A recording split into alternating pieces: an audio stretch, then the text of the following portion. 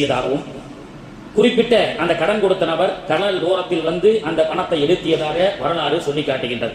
இது போன்று இந்த அதிசயத்தை பெருமானார் அவர்கள் புகாரியுடைய ஒரு ஹதீஸ்ல பெருமானார் அவர்கள் இந்த விஷயத்தை சொல்லி காட்டுறாங்க. அந்த மாதிரி பலஸ்தீன மக்களுக்காக கடலோரத்திலிருந்து அவர்கள் துயர் துடைப்பதற்காக பசிக்காக போடப்பட்ட அந்த உணவுகள் எல்லாம் கரை ஒதுங்கி பலஸ்தீன மக்களுக்கு அல்லாஹ் தஆலா சேர்த்தான். இது ஒரு மலக்குகளின் மூலமாக இறைவனுடைய உதவியை கொண்டு அது சேர்க்கப்பட்டது.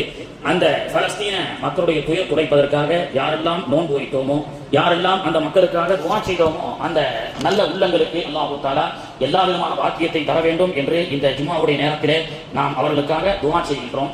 ஒன்றை நாம் தெரிந்து கொள்ள வேண்டும். ஏற்கனவே நான் சொல்லியிருக்கின்றேன், முஸ்லிம்கள் என்பவர்கள் சில இடத்தில் தீவிரவாதியாக சித்தரிக்கப்படுகிறார்கள், சில இடத்தில் உலகத்திலேயே அவர்கள் ஹீரோக்களாக காட்டப்படுகிறார்கள். தோப்பு போட்ட அரபிகள் எல்லாம் சில பேர் பார்த்தால் நமஸ்தே ஜி, சலாம் அலைக்கும் ஜி என்று அவர்களிடத்தில் சல்யூட் அளிப்பது.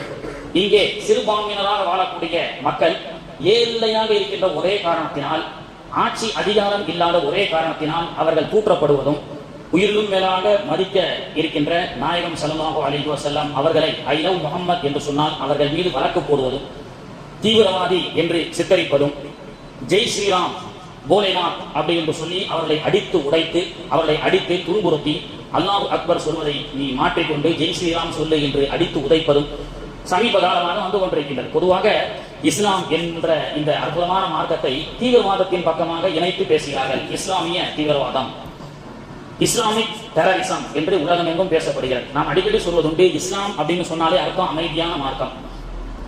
இஸ்லாம் இஸ் எ பீஸ்ஃபுல் ரிலிஜியஸ். ஆனா எல்லா பத்திரிகையும் பாருங்க, ஊடகங்கள் பாருங்க, உலக அளவில் இருக்கக்கூடிய ஆங்கில பத்திரிகை எடுத்துக்கொண்டால் இஸ்லாமிய டெரரிசம், இஸ்லாமிய பயங்கரவாதம் அப்படின்னு சொல்லுவான். தமிழ் பத்திரிகை எடுத்துக்கொண்டால் இஸ்லாமிய தீவிரவாதம் என்று சொல்வான். நான் சொல்கின்றேன், இஸ்லாம் என்று ஏன் அதை மொழிபெயர்ப்பு செய்து போடக்கூடாது? தமிழிலே இஸ்லாமிய தீவிரவாதம் என்பதை போடுவதற்கு பதிலாக அமைதியான மார்க்கத்தை சார்ந்த தீவிரவாதம் போட வேண்டியதானே? பீஸ்ஃபுல் ரிலீஜியஸ் டெரரிசம் போட்டு பாருங்க. பீஸ்ஃபுல் ரிலீஜியஸ் டெரரிசம் ஏண்டா, அதான் பீஸ்ஃபுல் ரிலீஜியஸ்னு சொல்லிட்டீங்க, அதுக்கப்புறம் ஏன் டெரரிசம் பயங்கரவாதம் வருது? அப்போ இஸ்லாம் என்ற அந்த வார்த்தை மட்டும் அரபிலேயே பயன்படுத்துவார்களே தவிர இதை மொழிபெயர்ப்பு செய்ய மாட்டார்கள். இஸ்லாம் என்பதை எந்த மொழியில் மொழிபெயர்ப்பு செய்தாலும் தமிழில் சொன்னால் அது அமைதியான மார்க்கம், ஆங்கிலத்தில் சொன்னால் that is a peaceful religious. இப்போ இந்த இஸ்லாம் என்ற அந்த வார்த்தை மட்டும் ஆங்கிலத்திலேயே வைத்துக் கொண்டு உலகமெங்கும் இஸ்லாமிய பயங்கரவாதம், தீவிரவாதம் என்று சிலர்கள் தூற்றப்படுகின்றார்கள். அப்பாவி பலஸ்தீன மக்களை போன்ற ஏழ்மையான மக்கள் உலகமெங்கும் உலக பயங்கரவாதிகளால் தாக்கப்படுகிறார்கள், கொலை செய்யப்படுகிறார்கள். இதுவெல்லாம் எதனால் நடைபெறுகிறது என்பதை, இந்த சூட்சமத்தை நாம் இஸ்லாமிய சமூகம் தெரிந்து கொள்ள வேண்டும். ஆப்கானிஸ்தானுடைய வெளியுறவுத்துறை மந்திரி சமீபத்தில் போன வாரம் இந்தியாவுக்கு வந்திருக்கின்றார். அமீர் கான் முத்தகி, ஆப்கானிஸ்தான் வெளியுறவு தலைவர், அமைச்சர், தாலிபானுடைய தலைவர் இந்தியாவிலே ரத்தன கம்பளம் விரித்து வரவேற்கப்பட்டு இங்கு இருக்கக்கூடிய அமைச்சர்களை எல்லாம் அவர் சந்தித்து விட்டு சென்றிருக்கின்றார். இது 2021 இந்த தாலிபானுடைய இந்த விஷயத்தை பற்றி இந்தியா, யூபி போன்ற மாநிலங்களிலே தாலிபான், முல்லா அலி உமர் நமக்கு தெரியும். தாலிபான் என்று சொன்னாலே தீவிரவாதம் அப்படி என்று சொல்வார்கள். நானே பாஸ்போர்ட் எடுக்கும் பொழுது உனக்கும் தாலிபான் தீவிரவாதிக்கும் சம்பந்தம் இருக்குதான் கேட்டான். ஏன்னா போட்ட அரபி கையெழுத்து அப்படி பின் லேடன் மாதிரி முகமது அசதுல்லான்னு சொல்லி AK-47 போட்டதுக்கு என்ன தாலிபான் தீவிரவாதியா 2016 பாஸ்போர்ட் ஆபீஸ்ல உனக்கும் தாலிபான் தீவிரவாதிக்கும் என்ன தொடர்பு இருக்கிறது அப்படின்னு சொல்லி தாலிபான் ஆப்கானிஸ்தானை பற்றி தூக்கி பேசக்கூடிய உலமாக்கள் மீதெல்லாம் கிரிமினல் வழக்கு போடப்பட்டது. உத்தரப்பிரதேசத்திலே இருக்கக்கூடிய அன்றைய இறந்து போன ஒரு மந்திரி கூட ஆப்கானோடு தாலிபானோடு நன்றுறவு கொள்ள வேண்டும் என்பதற்காக அவர் மீது வழக்கு தொடுக்கப்பட்டு யூபி அரசாங்கம் அவரை வழக்கில் கைது செய்தது. இப்படியாக தாலிபான் தீவிரவாதி என்று 2021 சொல்லப்பட்ட ஆப்கானிஸ்தானுடைய தாலிபான்கள் இன்று ஹீரோக்களாக சித்தரிக்கப்பட்டு, இன்னைக்கு சில ஆண்டுகளுக்கு முன் இதே தாலிபான்களை தீவிரவாதி என்று கூறிய இந்தியா தற்பொழுது நல்லுறவு கொள்வது ஏன்? இந்த சூட்சமத்தை தெரிந்து கொள்ள வேண்டும். போன வாரம் தான், ஒரு 10 நாளைக்கு முன்னாடி தான் ஐ லவ் முஹம்மது என்று கோஷமிட்ட 1400க்கும் மேற்பட்ட மக்களை யூபி அரசாங்கம் கைது செய்தது, அவர்கள் மீது வழக்கு பதிவு செய்தது. எப்படி ஐ லவ் முஹம்மது சொல்லலாம் அப்படின்னு சொல்லி அந்த ஜும்மாவிலே நாமும் பேசினோம். ஐ லவ் முஹம்மது மட்டுமல்ல, வி லவ் முஹம்மத், நாங்கள், ஐ லவ் என்பது ஒருமை, வி லவ் முஹம்மத், நாங்கள் முஹம்மதை நேசிக்கின்றோம் அப்படின்னு சொன்னோம். கடந்த சில ஆண்டுகளாக இஸ்லாமியர்கள் மீது குறிப்பிட்டு தீவிரவாத பட்டம் சுமத்தி யாரெல்லாம் இஸ்லாமிய பேரு வைத்திருக்கிறாங்களோ அவங்கள தாலிபான் தீவிரவாதியா, அல் கொய்தாவா அப்படி என்றால் சித்தரித்து மாட்டி விடுவார்கள். ஆனால் இப்பொழுது வெளியுறவுத்துறை அமைச்சர் அமீர் கான் முத்தகி ஆப்கானிஸ்தானுடைய தலிபானை சார்ந்தவர் இது இந்திய தேசத்துக்கு வந்திருக்கின்றார். இதே யூபி அரசாங்கம் 10 நாளைக்கு முன்னாடி 1500 இளைஞர்களை வழக்கு பதிவு செய்து கைது செய்திருக்கிறது. வரலாற்றில் இல்லாத ஒரு காமெடி என்னன்னு சொன்னா, ஐ லவ் முகமது என்ற பலகையின் மீது கேஸ் போடப்பட்டிருக்கு. ஒரு பலகைக்கும் கேஸ். ஐ லவ் முகமது என்று பதிவிட்ட ஒரு பலகையின் மீது யூபியிலே இருக்கக்கூடிய ஒரு மாநிலத்திலே கேஸ் போட்டிருக்கிறாங்க. ஒரு பக்கம் தீவிரவாதம், தாலிபான்களோட தொடர்பு என்றெல்லாம் அந்த காலத்தில் பேசியவர்கள் இன்றும் புல்டோசரை வைத்து ஜனநாயக ரீதியாக இஸ்லாமிய சமூகம் இந்த தேசத்திலே ஜனநாயக ரீதியாக ஏதேனும் போராட்டம் செய்து வக்ஃப் மசோதாவை எதிர்த்தோ அல்லது இது போன்ற ஷரியத் கவுன்சிலிங் சட்டத்தை எடுத்தோ NRA CAA இது போன்ற சட்டங்களை எதிர்த்து ஜனநாயக ரீதியாக போராட்டம் செய்தால் அவர்களை எல்லாம் கைது செய்தது வடநாட்டு அரசு, யூபி அரசு, பீகார் அரசு. ஆனால் இன்று அமீர் கான் முத்தகி அவரை பட்டு கம்பளம் விரித்து ரத்தன கம்பளம் விரித்து வரவேற்று ஆப்கானோடு நல்லுறவு ஏற்படுத்திக் கொள்ள வேண்டும், ஆப்கானிஸ்தானோடு நாம் நல்லுறவு வைத்துக் கொள்ள வேண்டும். ஏற்கனவே ஆப்கானிஸ்தானுடைய தூதரகத்தை மூடப்பட்ட தூதரகம் மீண்டும் வடநாட்டிலே திறக்கப்படும் என்று இவர் சொல்கிறார். அவர் ஆப்கானிஸ்தானிலிருந்து வந்தவர். இந்தியா இன்று நேற்று அல்ல, பல ஆண்டுகளாக வணிகத்தில் ஒற்றுமையாக இருக்கக்கூடிய நாடு. எனவே இந்தியாவில் இருக்கக்கூடியவர்கள் எல்லாம் ஆப்கானிஸ்தானிலே வந்து முதலீடு செய்து வியாபாரம் செய்ய வேண்டும், மீண்டும் கைகோர்த்து நாம் நண்பர்களாக இருக்க வேண்டும் என்றெல்லாம் இவர்கள் மாற்றி மாற்றி பேசிக் கொள்கிறார்கள். யூபியிலே இருக்கக்கூடிய முதல்வர் இஸ்லாமியர்களை பார்த்தாலே வெறுப்போடு பார்க்கக்கூடியவர். இஸ்லாமிய வீடுகளுக்கெல்லாம் புல்டோசரை அனுப்பி புல்டோசர் தலைவர் என்று சொல்லப்பட்ட யூபி ஆதித்தநாத். ஆனா அவர் என்ன செய்யறார், அமீர் கான் முத்தகி முன்னாடி கை கட்டி நிற்கிறார். நம்ம இப்பதான் சிந்திக்கணும், நம்மளை பார்த்தா அடிக்கிறான், நம்ம ஐ லவ் முகமது சொன்னா நம்மளை அடிக்கிறான், நம்ம வீட்டுல புல்டோசர் வந்து இடிக்கிறான். ஆனா இன்னைக்கு அமெரிக்காவை வந்து 2021 தாலிபான் தீவிரவாதி என்று சொன்ன இவர்கள் இன்னைக்கு என்ன செய்யறாங்க, அதே தாலிபான் தீவிரவாதி என்று 2021 சொன்ன இதே அரசாங்கம், இதே பிஜேபி அரசு இன்னைக்கு தலிபான் மக்களோடு தாலிபான் ஆப்கானிஸ்தானுடைய 5 வருட முன்னேற்றம், பொருளாதார முன்னேற்றம், அவர்களுடைய தயவு நமக்கு தேவை என்று அவர்களோடு இன்னைக்கு கைகோர்க்கக்கூடிய ஒரு செய்தியை இந்த வாரம் பார்த்தோம் என்று சொன்னால் இங்கேதான் நாம் சிந்திக்க வேண்டும். பக்கத்து வீட்டுக்காரனோட சண்டை போட்டா எதிர் வீட்டுக்காரனோட நட்புறவு கொண்டா தான் சில பேர் இருப்பான். பக்கத்து வீட்டுக்காரனோட சண்டை போட்டோம், இவன் சண்டை போட்டவனோட நம்ம அவனை வெறுப்பேற்றுறதுக்கு என்ன செய்யணும், எதிர் வீட்டுக்காரனோட கை கோர்த்து கட்டி அணைத்து கொள்ள வேண்டும். இப்படி ஒரு வெறுப்பேற்றது ஒன்று இருக்கு. பக்கத்து வீட்டுக்காரன் பார்க்கும்போது எதிர் வீட்டுக்காரனோட என்ன சார் நல்லா இருக்கீங்களா, சாப்பிட்டீங்களா, எப்படி இருக்கீங்க அப்படின்னு சொல்லி அப்ப இவனுக்கு எரியும். இந்த பக்கத்து வீட்டுக்காரன் பாகிஸ்தானு, இப்போ ஆப்கானிஸ்தான் கை கவர்த்த கொடுத்தோம் எதிர் வீட்டுக்காரன் மாதிரி. இப்படிதான் வழங்கிக் கொள்ள வேண்டும். ஏனென்றால் பாகிஸ்தானை ஆதரவு இல்லாமல் அவன் தலைவலி மார்க்கமாக கடல்வழி மார்க்கமாக மேற்கத்திய நாடுகளுக்கு இந்தியாவுடைய வணிக கப்பலோ அல்லது பிளைட்டோ எதுவுமே செல்ல முடியாத ஒரு சூழல். பாகிஸ்தானை அரவணைச்சு தான் இருக்கணும். ஆனால் ஆப்கானிஸ்தானை கைகோர்த்து கொண்டால் பாகிஸ்தானை டச் பண்ணாம ஆப்கானிஸ்தான் மூலமாகவே பல நாட்டு வர்த்தகத்தை ஏற்படுத்தி கொள்ள முடியும். இது அரசியல் சாணக்கியத்தனம். இந்த அரசியல் சாணக்கியத்தனத்தின் காரணமாகத்தான் 2021 தாலிபான் தீவிரவாதி முல்லா அலி உமர் இவர்கள் எல்லாம் பழமைவாதிகள் தீவிரவாதிகள் என்று சொன்ன இதே பிஜேபி காவி அரசாங்கம் இன்று கைகோர்த்திருக்கிறது. காரணம் என்ன, அரசியல் சாணக்கியத்தனம் அப்படின்னு சொல்றது. இதுல ஒரு விஷயம் புரிஞ்சுக்கணும், தாலிபான் ஆப்கானிஸ்தானை ஆட்சி செய்து 2021 பொறுப்பேற்றதுல இருந்து 4 வருஷத்துல உலக வரலாற்றிலேயே ஒரு மிகப்பெரிய பொருளாதார உச்சிக்கு சென்றிருக்கின்றார்கள், நல்ல ஒரு முன்னேற்றம் அடைந்திருக்கின்றார்கள். இதுல இருந்து என்ன தெரியுதுன்னு சொன்னா, நம்முடைய சமூகம் அது நாடாக இருக்கட்டும், குடும்பமாக இருக்கட்டும், வியாபாரமாக இருக்கட்டும், நம்மிடத்தில் ஆட்சி அதிகாரம் பணம் அந்தஸ்து இருந்தால்தான் நமக்கு சலியும். சமூகம் நாம் தெரிந்து கொள்ள வேண்டும். நம்மளையே அடிக்கிறான், நம்மளையே ஐ லவ் முகமது சொல்ல விட மாட்டேங்கிறான், அவனுக்கு இஸ்லாத்தின் மீது வெறுப்பா அல்ல, இஸ்லாத்தின் மீது வெறுப்பு இருந்தாலும் நாம அதிகாரத்திலும் பண பலத்திலும் குறைவாக இருக்கின்றோம். எனவே தான் சிலர்களை பார்த்தால் இந்த இஸ்லாத்துக்கு ஆதாதவன் என்று சொன்ன, இஸ்லாத்தை பார்த்தால் பயங்கரவாதிகள் என்று சித்தரிக்கக்கூடியவன் கூட சில அரபிகளை பார்த்தால், இது போன்ற பணக்காரர்களை பார்த்தால் நமஸ்தே ஜி சலாம் அலைக்கும் ஜி அப்படின்னு சொல்றான். ஏழ்மையான மக்களை பார்த்தால் அடித்து உதைக்கின்றான். இதிலிருந்து நம்முடைய சமூகம் என்ன தெரிந்து கொள்ள வேண்டும், பொருளாதார முன்னேற்றமும் அதிகார வர்க்கமும் நம்மிடத்தில் இருந்தால் மட்டுமே இந்த ஊரில் தலை நிமிர்ந்து வாழ முடியும். இல்லை என்று சொன்னால் இன்னைக்கு நம்ம வீட்டுக்கு புல்டோசர் அனுப்புவான், நாளைக்கு நம்ம வீட்டுக்கு வெடிகுண்ட போடுவான். நம்ம இடத்துல வந்து ஒரு வாழ்வியல் முன்னேற்றம் இருக்க வேண்டும். ஆனால் இன்னைக்கு பாத்தீங்கன்னு சொன்னா இப்பொழுது வியாபாரம் நடக்கக்கூடிய ஒரு சூழல். வியாபாரத்தை எப்படி முன்னேற்ற வேண்டும், நம்முடைய முன்னோர்கள் ஒரு சாதாரண மளிகை கடை வைத்திருப்பார், அவருடைய பிள்ளை எப்படி மாற்ற வேண்டும், டிபார்ட்மெண்ட் ஸ்டோராக மாற்ற வேண்டும். வாழ்க்கையுடைய காலத்தின் சக்கரம் எவ்வாறெல்லாம் சுழலுகின்றதோ அந்த அளவுக்கு அப்டேட் ஆகக்கூடிய சமூகத்தை நாம் உருவாக்க வேண்டும். அத்தா சின்னதா ஒரு மளிகை கடை வச்சிருந்தாரு, மகன் வந்தாரு, அவர் டிபார்ட்மெண்ட் ஸ்டோராக அந்த கடையை மாத்தலாம். அடுத்த ஜெனரேஷன் ஹைப்பர் சூப்பர் மார்க்கெட்டாக மாத்தலாம். இப்படியாக நம்முடைய முன்னோர்கள் கட்டமைத்த வியாபாரம் என்ற அற்புதமான அந்த வழியை அடுத்த கட்ட நகர்வுக்கு முன்னேற்றத்தை நாம் எப்படி கொண்டு செல்ல வேண்டும். இப்ப இருந்தா தான் பணம் காசு இருந்தா தான் நம்ம மதிப்பான், சொந்தத்திலையும் சரி எல்லா இடத்திலையும் சரி. அப்ப அதற்குண்டான முன்னேற்ற பாதையை நாம் எப்படி அமைத்துக் கொள்ள வேண்டும் என்பதை நாம் சிந்தித்து அதன் அடிப்படையில் நடக்க வேண்டும். அத்தா ஹோட்டல் வச்சிருந்தார் சின்னதா, மக மல்டி குஷன் ரெஸ்டாரண்ட் வைக்கும்.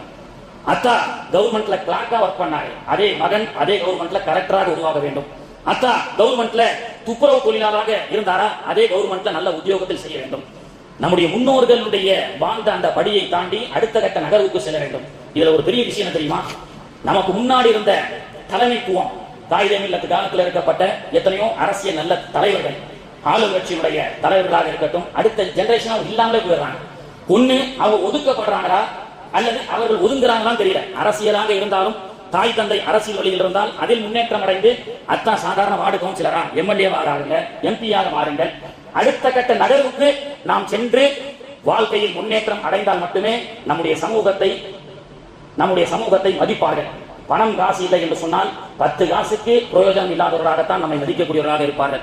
அடுத்த கட்ட நகர்வை சிறப்பான முறையில் அமைத்துக் கொள்ள வேண்டும். இந்த பண்டிகை காலம் வெளியூரில் இருந்து வரக்கூடிய பஸ் ட்ரெயின் எல்லாம் ஃபுல் ஆயிடுச்சு. இப்படிதான் ஒரு வாலிபர் பெங்களூர்ல வேலை செஞ்சுட்டு இருக்கிறாரு, ஊரு ஹைதராபாத். 2006 என்ன செய்யறாரு, பண்டிகை கால விடுமுறை, ஐடில ஒர்க் பண்ற ஒரு இளைஞர் பண்டிகை கால விடுமுறைக்கு பெங்களூர்ல இருந்து ஹைதராபாத்துக்கு போனோம். அவருக்கு பஸ்ல டிக்கெட் கிடைக்கல, பஸ்லயும் டிக்கெட் கிடைக்கல, ட்ரெயின்லயும் டிக்கெட் கிடைக்கல. அப்பெல்லாம் ஆன்லைன் புக்கிங்லாம் அப்போ கிடையாது, பிசிக்கலான புக்கிங் தான். போய் இடம் போட்டு ஏறுவோம், நம்மளாம் பார்த்துருக்கோமா இல்லையா? பழைய பஸ் ஸ்டாண்ட்ல பஸ் ஏறணும்னு சொன்னா இந்த ஆத்துப்பாலத்திலே பஸ்லவே தரிச்சிப்பு போட்டு ஏறி முண்டி அடிச்சு போன காலங்கள் அந்த காலம். ஆனா இன்னைக்கு செயலி ஆப்புகள் வந்து விட்டது, ரெட் பஸ் அந்த ஆப் எல்லாம் வந்து இன்னைக்கு உட்கார்ந்த இடத்துலயே புக் பண்ணிட்டு போறோம். அப்போ அப்டேட் ஆகணும். இந்த 2006 ஒரு இளைஞர் என்ன செஞ்சாரு, பெங்களூர்ல மாட்டிக்கிட்டாரு. பண்டிகை இது போன்ற தீபாவளி பண்டிகைக்கு அவரால் ஹைதராபாத்துக்கு சொந்த ஊருக்கு போய் தீபாவளியை சொந்தத்தோடு கொண்டாட முடியல, தனிமையில் மாட்டிக்கொண்டார். அந்த தனிமையில் மாட்டிக்கொண்ட அந்த 3 நாட்களிலே அவர் சிந்திச்சார், ஏன் நம்மளால ஊருக்கு போக முடியல, ஏன் நாம் ஒரு ஆப்பை தயார் பண்ணக்கூடாதுன்னு சொல்லி 3 நாட்களிலே தன்னுடைய அந்த அறிவாற்றலால் ரெட் பஸ் என்ற ஆப்பை அவர் உருவாக்குகின்றார். பிறகு அந்த ரெட் பஸ் என்பது 6000 கோடி பல நாடுகளிலும் அந்த ஆப் வாங்கப்பட்டதாக சொல்லப்படுகிறது. ஏன் சொல்றேன்னு சொன்னா அப்டேட்டுகளாக மாற வேண்டும். இன்னைக்கு கடையை தேடி வரக்கூடிய கஸ்டமர்களை தாண்டி ஆன்லைன் விற்பனை என்று ஒன்று இருக்கிறதா இல்லையா? நம்முடைய தாத்தா காலத்துல நாம வியாபாரம் செய்வோம். அடுத்த கட்ட நம்முடைய பிள்ளைகளுடைய நகர்வை இன்னைக்கு இருக்கக்கூடிய காலத்தின் சுழற்சியின் அடிப்படையில் அப்டேட் செய்து அவர்களை உருவாக்க வேண்டும். அப்படி உருவாக்கினால் மட்டுமே நம்முடைய சமூக நல்ல முறையில் எதிர்காலத்தில் இருக்க முடியும். ஏனென்றால் என்னைக்கு ஆப்ஷன் ஒன்று வருதோ, ஆப்ஷன் சொன்னா துபாய்க்கே போயிடலாம், விசா எடுத்து அத்தாவுடைய கடையை நம்ம எங்க பாக்குறது? கட்டமைக்கப்பட்ட அற்புதமான அந்த வியாபாரத்தை எல்லாம் இந்த சமூகம் அதையெல்லாம் விட்டுட்டு அந்த வழியில இல்லாம வேற எங்கேயோ போய் நம்ம அடிமைகளாக இருந்து தேடக்கூடிய விஷயத்தை விட்டு நம்முடைய முன்னோர்கள் நமக்கு ஜவுளி கடைகளாக, ஹோட்டல்களாக, நல்ல ஒரு தொழில் வைத்துக் கொண்டிருக்கக்கூடிய வியாபாரிகளாக இருந்தால் அடுத்த கட்ட நம்முடைய பிள்ளைகளை அந்த வியாபாரத்தின் பக்கமாக அடுத்த சுழற்சியில் அந்த வியாபாரம் எப்படியெல்லாம் நவீனப்படுத்தப்படுகிறதோ அந்த நவீனத்தின் அடிப்படையில் பிள்ளைகளை படிக்கவும் வைக்க வேண்டும். அந்த வியாபாரத்தை முன்னேற்ற பாதையில் கொண்டு செல்லக்கூடிய விஷயத்தையும் கொடுக்க வேண்டுமே தவிர என்னைக்கு ஆப்ஷன் நம்ம எடுத்தோம், வெளிநாட்டுக்கு போலாமா, அத்தா வியாபாரத்தை பார்க்கலாமா, படிக்கலாமா, இப்படி இந்த குழப்பத்தில் இருக்கிறது தான் நம்முடைய வாழ்க்கையுடைய தோல்வி. மானை சிறுத்தை துரத்தும், ஆனால் ஒரு கட்டத்திலே சிறுத்தை சோர்வடைந்து விடும், மான் தப்பித்து விடும். ஆனால் சிறுத்தையை விட மானை விட சிறுத்தை தான் வேகத்தில் ரொம்ப ஸ்பீடு. சிறுத்தை 200 கிலோமீட்டர் ஸ்பீட்ல ஓடனா மான் 150 கிலோமீட்டர் ஸ்பீட்ல ஓட முடிகிறது. ஆனால் சிறுத்தை மானை துரத்துவதை தோல்வி அடைந்து விடுகிறது. கொஞ்சம் தூரம் ஓடும், மான் வேகமாக ஓடும், மானுடைய ஓட்டத்தை அந்த சிறுத்தையால் பிடிக்க முடியாது. ஒரு கட்டத்திலே சிறுத்தை சோர்வடைந்து விடும். இந்த சம்பவத்தை எழுதிட்டு சொல்றாங்க, ஏன் தெரியுமா? சிறுத்தை மானை விட வேகமாக ஓடக்கூடிய சிறுத்தை ஒரு கட்டத்திலே சோர்வடைந்து விடுகிறது. சிறுத்தைக்கு வேற ஆப்ஷன் இருக்கு. இந்த மான் இல்லை என்று சொன்னால் இந்த மான் இல்லை என்றால் வேற மான் அப்படின்ற ஒரு ஆப்ஷன் இருக்கு. ஆனா ஓடக்கூடிய மானுக்கு ஒரே ஆப்ஷன் தான் இருக்கு. இந்த சிறுத்தை இடத்தில் மாட்டிக்கொண்டால் நாம் இறந்து விடுவோம் என்ற ஒரே ஆப்ஷன் தான் இருக்கின்றது. ஆப்ஷன் ஒன்றாக இருந்தால் உன்னுடைய ஓட்டத்தில் சோர்வு ஏற்படாது. ஆப்ஷன் வேறையாக இருந்தால் உன்னுடைய ஓட்டத்தில் சோர்வு ஏற்பட்டுவிடும் என்று சொல்லப்பட்டது. அது நம்முடைய பிள்ளைகளுக்கு நம்ம சொல்லிக் கொடுக்கணும். அங்க போலாமா, அங்க போலாமா. இன்னைக்கு வாலிபர்கள் நிறைய வாழ்க்கையை வீணடித்துக் கொண்டிருக்கிறார்கள். என்ன செய்யறது? இந்த யோசனையிலேயே இந்த வாலிபர்கள் எதிர்கால லட்சியம் இல்லாமல் வாழ்ந்து கொண்டிருக்கக்கூடிய வாழ்க்கையை நம்மால் பார்க்க முடிகின்றது. கண்ணியத்திற்குரியவர்களே, எனவே அடுத்த கட்ட நகர்வை நம்முடைய சமூகம், நம்முடைய குடும்பம், நம்முடைய எதிர்கால பிள்ளைகள் எப்படி இருக்க வேண்டும் என்பதை நாம் மிகவும் ஜாக்கிரதையாக இருக்க வேண்டும். அப்படி நம்முடைய சமூகம் அரசாட்சியால், ஆட்சியால், நல்ல பொருளாதாரத்தால் முன்னேறி இருந்தால் மட்டுமே எதிர்வரக்கூடிய சமூகம் இந்த தேசத்திலே தலை நிமிர்ந்து இருக்க வேண்டும். தீய சக்திகளுடைய நோக்கம் இஸ்லாமோ தீவிரவாதமோ அல்ல. தீய சக்திகளுடைய நோக்கம் என்பது பணம் மட்டுமே. ஏனென்றால் 2021 தலிபான் தீவிரவாதி என்று சொன்ன இதே வாயினால் இன்று தலிபானை வரவேற்றிருக்கிறது என்று சொன்னால் பொருளாதார முன்னேற்றம் அடைந்த பொழுது உன்னை மதிப்பான். பொருளாதாரத்திலும் ஆட்சி அதிகாரத்திலும் எப்பொழுது நாம் பின்தங்கி விடுகின்றோமோ நம்மை செல்லா காசாக மதிப்பான் என்ற இந்த சூட்சமத்தை தெரிந்து கொண்டு நம்முடைய வாழ்வியலுடைய அந்த வளர்ச்சியை நாம் அடுத்த கட்ட நகர்வுக்கு கொண்டு செல்ல வேண்டும். கண்ணியத்திற்குரியவர்களே, இந்த நரக அசுரன் இறந்த நாளை தீபாவளியாக கொண்டாடக்கூடிய இந்து மக்களுடைய நம்பிக்கையின் அடிப்படையில் நரக அசுரன் ஒளிந்த நாள் மக்கள் தீபம் ஏற்றக்கூடிய தீபாவளி என்று சொன்னார்கள். அப்படி நரக அசுரனாக இருக்கக்கூடிய மதவாதம், நரக அசுரனாக இருக்கக்கூடிய மத துவேஷம், நரக அசுரனாக இருக்கக்கூடிய கலவரம், மத அசுரனாக இருக்கக்கூடிய இது போன்ற ஜாதி வெறி மத வெறி இல்லாமல் மாமன் மச்சாங்களாக அண்ணன் தம்பிகளாக ஒற்றுமையாக இந்த தேசத்திலே நாம் வாழ வேண்டும். நரக அசுரனுடைய குணங்கள் யாருக்கெல்லாம் இருக்கின்றதோ இந்த தீபாவளியுடைய பண்டிகையை முன்னிட்டு அவர்களுக்கு நல்ல புத்தியை இறைவன் தர வேண்டும். எல்லா மக்களும் ஒன்றே குலம் ஒருவனே தேவன் என்ற அடிப்படையில் ஒற்றுமையாக வாழ வேண்டும். நாம பண்ற பெரிய தப்பு என்ன தெரியுமா? இந்தியா முஸ்லீம் நாடா மாறப்போகுது. இந்தியா முஸ்லீம் நாடா இருந்தா நல்லாவே இருக்காது. ஒன்று தெரிஞ்சுக்கோங்க, அந்த பிரச்சாரத்தினால்தான் இன்னைக்கு நிறைய பேர் கொந்தளிச்சு போயிருக்கிறான். நாம என்ன சொல்றோம்? இந்தியா என்பது பன்முகத்தன்மை கொண்ட நாடு. இங்கே தீபாவளி என்று சொன்னால் அந்த விசேஷத்திலே பாய் நான் சாமிக்கு படைக்காத பலகாரத்தை உனக்கு தருகின்றேன் என்று சொல்லக்கூடிய நல்ல இந்து சகோதரனும் இந்த தேசத்திலே வாழுகின்றான். பாய் உங்கள் வீட்டு ரம்ஜான் பக்கத்துக்கு எனக்கு பிரியாணி கொடுங்கள் என்று அந்த முஸ்லீம் இடத்திலிருந்து கேட்டு வாங்கக்கூடிய இந்து சகோதரர்கள் எத்தனையோ பேர் கிறிஸ்துமஸ் என்று கேக்கை எல்லா மதத்த மக்களுக்கும் கொடுத்து கிறிஸ்டியன்கள் வாழ்ந்து கொண்டிருக்கின்றார்கள். பன்முகத்தன்மை கொண்ட இந்த நாட்டிலே தீபாவளி, கிறிஸ்துமஸ், ரம்ஜான் எல்லாமே மக்கள் சந்தோஷமாக கொண்டாடினால்தான் இந்த இந்திய தேசம் சிறப்பாக இருக்கும். அதை விட்டுவிட்டு முஸ்லீம் நாடாக மாற்ற வேண்டும் என்று நினைப்பதோ, இந்து நாடாக மாற்ற வேண்டும் என்று அவர்கள் சொல்வதோ, கிறிஸ்தவ நாடாக மாற்ற வேண்டும் என்று அவர்கள் சொன்னால் இந்த நாடு பாகிஸ்தான் மாறி முன்னேறாமையே இருக்கக்கூடிய ஒரு சூழல் தான் ஏற்படும் என்பதை சொல்லிக்கொண்டு மத துவேஷ நரக அசுரர்கள் இந்த தீபாவளியுடைய விஷயத்தை கொண்டு அவர்கள் அழிக்கப்படட்டும், திருத்தப்படட்டும். மனிதநேயம் என்ற நல்ல உணர்வு மாணவி அவர்கள் தந்த நல்ல மனிதநேயம் இந்த தேசத்திலும் உலகத்திலும் மலரட்டும். அப்படி மலரக்கூடிய வாக்கியத்தை அல்லாஹ் தஆலா தந்து அருள் புரிவானாக. மனித நேயத்தை கற்றுக் கொடுத்த மாணவி அவர்களை I love Muhammad, we love Muhammad என்று எல்லா காலங்களிலும் நேசித்து மார்க்கத்தின் அடிப்படையில் சகோதர ஒற்றுமையோடு வாழக்கூடிய வாக்கியத்தை அல்லாஹ் தஆலா நாம் அனைவர்களுக்கும் தந்து அருள் புரிவானாக. சுன்னத் தொழாதவங்க தொழுது கொள்ளுங்கள்.